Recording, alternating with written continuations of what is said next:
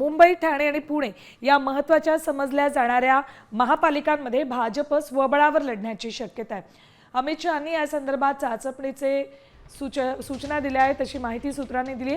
दरम्यान काल एकनाथ शिंदेंनी शहांची भेट घेत मुंबईत 107 जागांची मागणी केल्याचं कळतंय।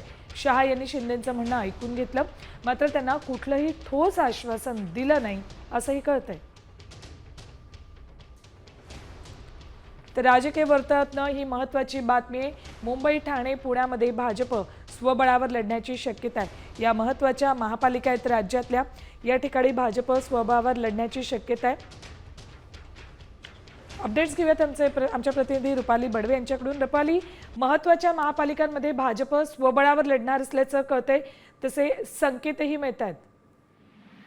नक्कीच अमित शहा मागच्या 2 दिवसापासून मुंबईच्या दौऱ्यावरती होते आणि याच दौऱ्यामध्ये त्यांनी महत्त्वाचे संकेत दिलेले आहेत। मुंबई, ठाणे, पुणे अशा महत्त्वाच्या ज्या महानगरपालिका आहेत त्या स्वतःवर लढण्यासंदर्भातले हे संकेत होते। आणि आपण पाहत आहोत की या संपूर्ण महापालिकेमध्ये सध्याची एकूणच परिस्थिती आणि संपूर्ण राजकीय स्थिती बघितली तर भाजपाचा जशा पद्धतीने विस्तार झालेला आहे त्याच्यानंतर आता स्वबळावरती लढू शकतो अशा पद्धतीचा एक अंदाज आल्यानंतर या महत्त्वाच्या महानगरपालिका आपण स्वतः लढू अशा पद्धतीचे संकेत खरं तर दिले जात आहेत। आणि या संदर्भात जे स्थानिक पदाधिकारी आहेत त्यांना कामाला लागा अशा पद्धतीचे आदेश सुद्धा खरं तर वरिष्ठांकडून देण्यात आल्याची माहिती आपल्याला मिळत आहे।